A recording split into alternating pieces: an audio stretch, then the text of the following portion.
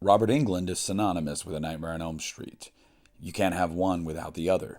That's a big reason the 2010 remake just left a sour taste in people's mouths. It was their first taste of Freddy Krueger without it being Robert Englund, and nobody was really on board for that.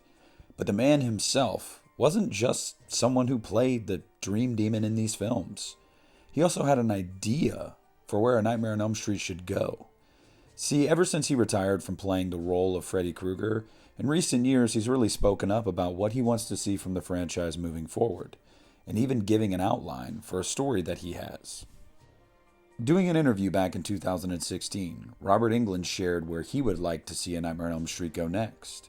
He said this: he wanted it to be a film in which the children of previous victims, or just kids who grew up hearing stories about Freddy Krueger, were each haunted by their own version of Freddy Krueger.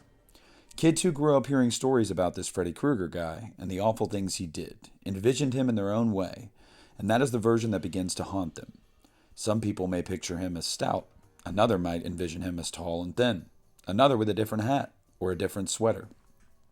Already from the very beginning, this sounds really cool and sounds in line with A Nightmare on Elm Street to begin with.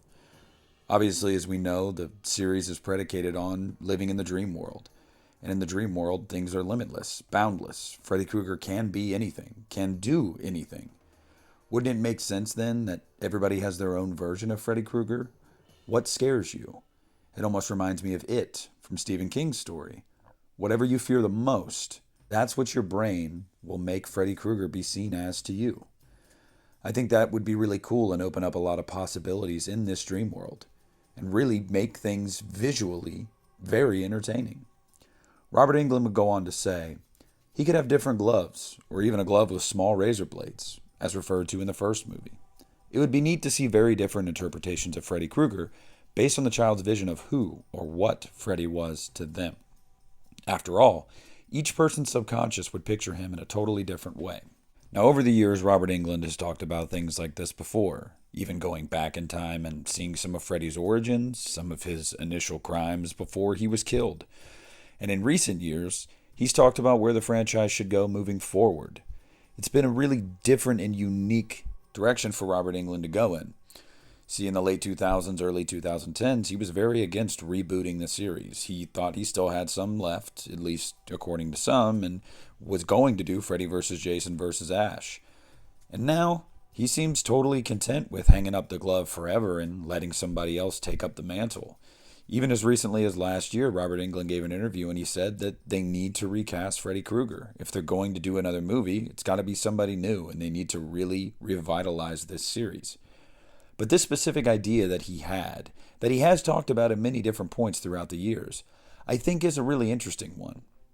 As I said earlier, it's important to think about the dream world when you first think about A Nightmare on Elm Street, and to think about the possibilities there. Now you couple that with modern technology, and it really just sets up a perfect storm. With proper money and good ideas, you could really expand this universe in ways that we've yet to see. I think that the manifestation of our fears as Freddy Krueger is also an interesting idea to play on, because we haven't really seen that played up yet. There's a lot about this idea that I really like, and although it's very kind of bare bones, it's enough of an outline for you to really start to wonder, wonder what that would be like. Now, I can say I do believe Robert Englund is going to get his wish. No matter what ends up happening long-term for the Nightmare franchise, I believe that this character is going to be recast no matter what. I think if you are a Robert Englund stan and you just will not accept A Nightmare on Elm Street without him, I'd hold out a little bit of hope that he might come back for a requel, but it'd be a one-off, and that's only if someone like Blumhouse got their hands on it. I don't see any other scenario where you're going to see Robert Englund donning the fedora again. With all that said, I want to hear down below what you guys think about Robert's idea. Though it is simplistic and doesn't give a lot of detail, it is something that got people talking a couple years ago when he mentioned it, and I think that I'd like to hear from the fan base and see what their thoughts are on this. So comment down below and let me know what you think of this idea, and what you think the Nightmare on Elm Street series should do moving forward, if it ever does move forward.